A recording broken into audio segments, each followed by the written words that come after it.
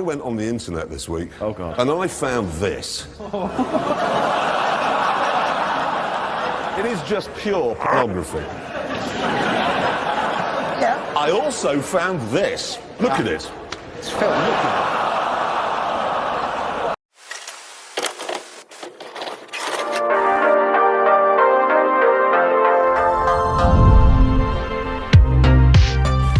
Hello there guys, gals, ladies and gentlemen, my name is Leipaladin, and Halo Infinite has an armor problem. I know, I'm beating a dead horse here. Stop! He's already dead! But I feel like 343 could do a decent band-aid fix for some of Infinite's problems by making some changes to how armor and cosmetic unlocks work. What is arguably the biggest issue facing Halo Infinite right now? A lot of people would say content, and I'd have to agree with them there. Others would say a meaningful progression system, and other people would say desync, but we're not going to worry about that right now, right? Let's just focus on those first two. Both of those issues are suggestive of another problem the game has, and that's replayability.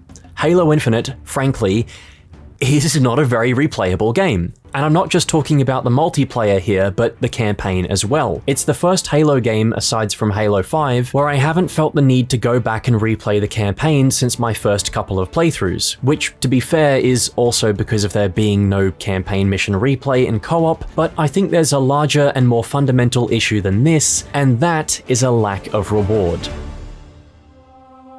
Playing Infinite's campaign doesn't feel rewarding in the same way that other Halo games were, and it baffles me that no other Halo game has attempted to do what Halo 3 did 15 years ago. So a bit of context for those who didn't play Halo 3, and I understand that there are some people in my audience who unfortunately didn't, which makes me feel really old. You were rewarded for playing through the campaign on certain difficulties or by finishing achievements, with armor unlocks for your multiplayer Spartan. It's a simple but immensely effective idea that encouraged players to replay the campaign to unlock certain armor sets. If you wanted to get EVA or EOD, you've got to complete the campaign on normal or heroic. If you want Scout, then you'll have to do these 3 oddly specific achievements. You want to cosplay as the dude from Marathon and get the security armor? Well, you have to get 1,000 game score in Halo 3, and as a bonus, you'll get the katana chest piece. You want to be an absolute mad lad and get Hayabusa, be the top of the food chain, alpha male, leader of the pack?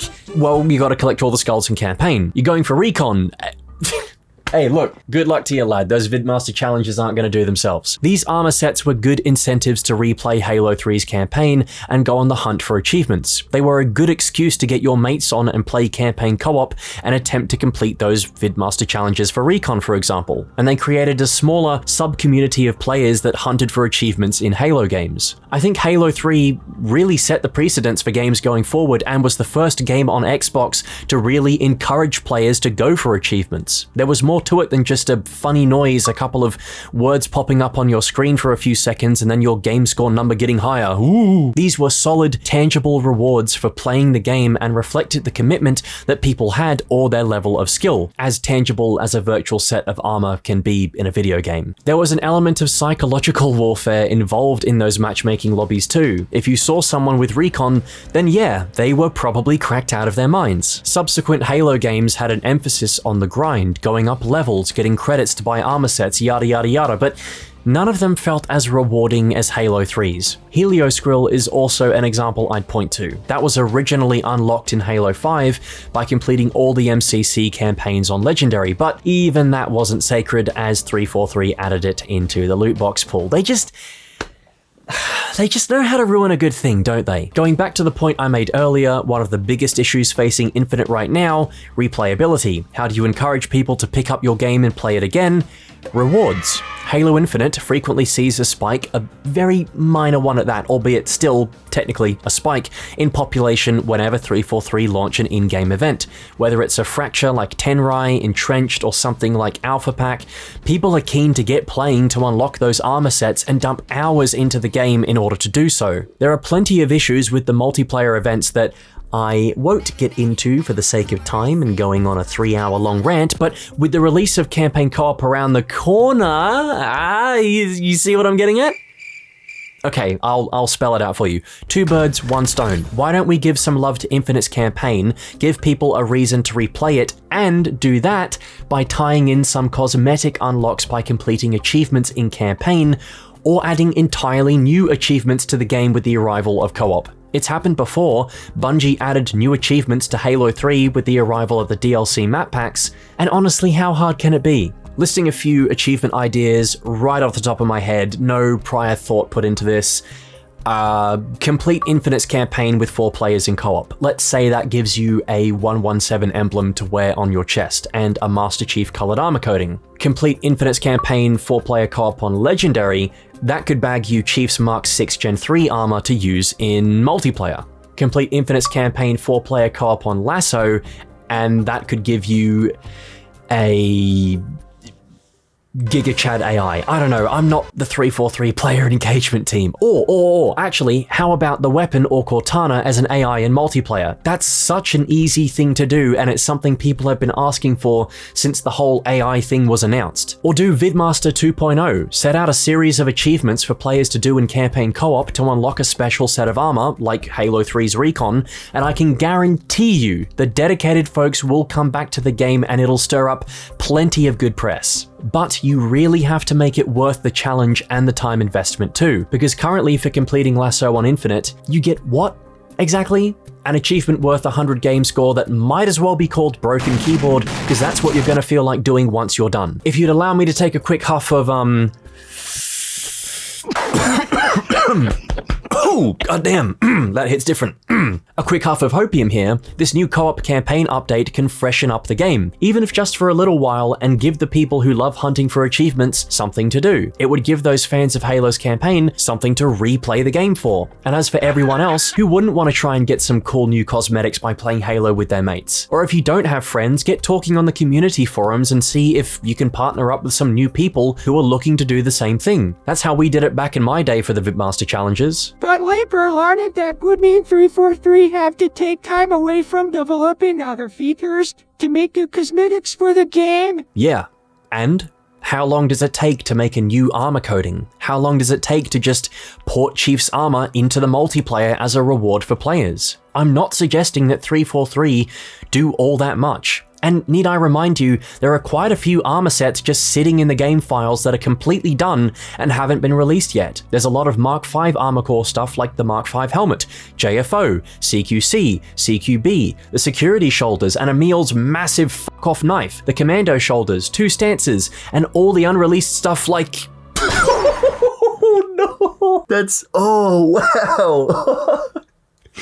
Yo, someone at 343 has no chill, but at least they have a good sense of humor. Or they've supposedly been vaulted, in quotation marks, because they were available in Season 1, but actually weren't. 343's community manager Unishek stated on Twitter a couple of months back that those customization items would be coming into the game soon and wouldn't just be relegated to the store, implying that there would be some kind of way to unlock them. What better time to throw those armor pieces back into the game, locked behind achievements, rather than a paywall with the release of campaign co-op? And honestly, at this point, I'd just take anything from this dried up husk of a game.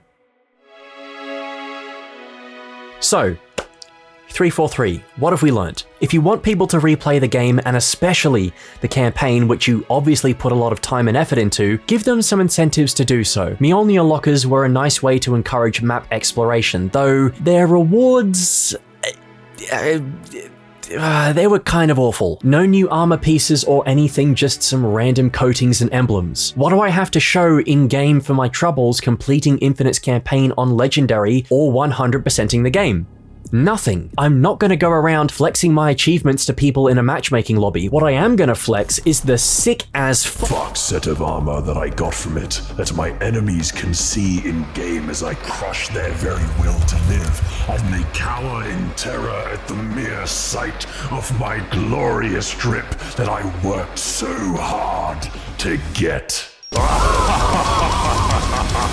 The armor and cosmetics in Infinite don't have status and they don't have prestige like Halo 3's. There's no showcase of skill there, and unfortunately this isn't helped by there being no pre or post game lobbies for other players to see your Spartan, but that's a topic for another video. When I look at players in my lobby, I don't think they went through a lot of trouble to get that unlocked. They must be really committed to the game. It's either, oh, you got that from the battle pass, or you played several hours of Last Spartan Standing, you poor, poor bastard, or you stole your mum's credit card, or all of the above. Worse yet, you sat through several hours of HCS on Twitch at 3 AM in the morning cause fuck time zones to unlock a coding that makes your armor red and white, but it doesn't matter because no one looks unique in this game because of the lack of customization options, and everyone else has the coding because that's all people watch HCS for is bloody Twitch drops. Yeah.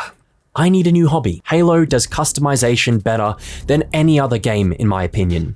So tap into that. If you're going to follow the trend of battle passes and seasonal events, do that in addition to what made unlocking armor in Halo so special in the first place.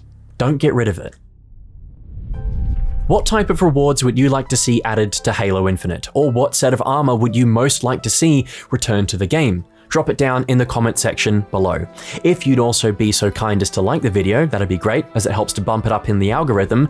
And just between you and me, there's a 0.1% chance that Bungie will give you Recon. You just need to type Bungie, please give me Recon in the comments, share the video, subscribe, and you'll go into the entries. You wouldn't. You're way scared.